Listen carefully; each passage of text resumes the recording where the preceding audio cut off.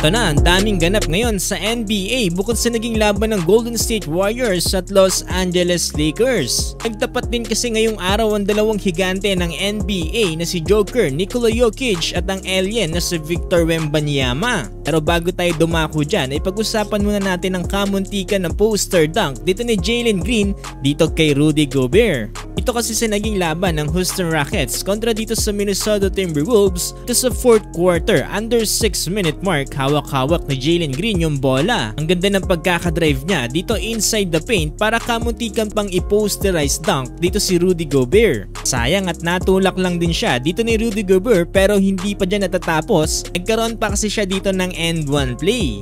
Akalain mo yun, no? Na-transition niya pa yung slam dunk sana sa isang layup. Grabe din talaga yung bounce neto ni Jalen Green at wala rin talagang takot to kung sino man yung bumabantay sa kanya sa ilalim. Nakikita ko sa kanya si Ja Morant ay halos may similar sila na athleticism. Buti na lang hindi na nagreklamo dito si Rudy Gobert dahil baka mapahiya na naman siya kagaya na nangyari dito kay Alex Caruso. Una dito si Naz Reid with 25 points na sinusundan ni Edwards with 21 points. Samantalang Jalen Green naman 26 points. Bago tayo dumako sa laban ng Spurs at Nuggets, pag-usapan din natin itong naging laban ng Wizards kontra dito sa Milwaukee Bucks. Kahit kasi tako aksidente itong si Jordan Poole na nangyari kanina sa 3rd quarter under 6-minute mark, ay nagawa pa rin nilang manalo dito sa Bucks. Pero dahil nga sa pagkadulas na yan ay nadamay dito si Patrick Beverley dahilan para matamaan yung paa dito ni Pat Bev at hindi na nga ito makabalik sa loob ng game. So kung papanoodin natin yung replay, mukhang aksidente naman talaga itong pangyayari dahil nadulas sa pawis itong si JP.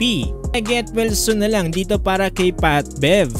Ito sa naging laban na to panalong Wizards sa final score na 117-113.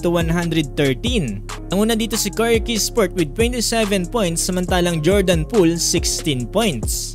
Dito na tayo sa naging laban ng Spurs kontra dito sa Nuggets. Nagtapat lang naman kasi ang dalawang higante na si alien Victor Wembanyama kontra dito kay Joker Nikola Jokic. Dito nga pala sa naging laban nila ay nabutata dito ni Victor Wembanyama si Nikola Jokic ng 6 o 7 beses. Pero para kasi naging tutorial session to ni Victor Wembanyama, no? Sobrang nag-e-enjoy lang kasi dito si Joker na makatapat ang ganitong kabatang player. Alas nagsasagutan lang kasi dito ang dalawang higante. Dadakdak dito si Victor Wembanyama pero sasagutin din kaagad yan dito sa kabila ni Nikola Jokic. Pero kitang-kita naman na nag-i-enjoy din dito si Victor Wembanyama na makatapat niya ang kapwa niya higante. Dito nga pala sa naging laban na to panalo ang Denver Nuggets sa final score na 110-105. Ang una dito si Nikola Jokic with 42 points, 16 rebounds, 6 assists with 2 blocks. Samantalang dito naman sa Spurs, Victor Wembanyama 23 points with 15 rebounds, 8 assists, and 9 big blocks. Kamuntikan pa mag-quadruple double dito si Victor. Sa kabilang banda, nagiging stable naman ngayon ang standing ng Golden State Warriors dito para sa Western Conference dahil nasa win streak number 5 na sila ngayon tapos nilang manalo kontra dito sa Dallas Mavericks. Magpapatuloy ang ganitong kagandang laro ng Golden State Warriors ay malaki ang tsansa na makakatapat nila ang Los Angeles Lakers dito sa play-in.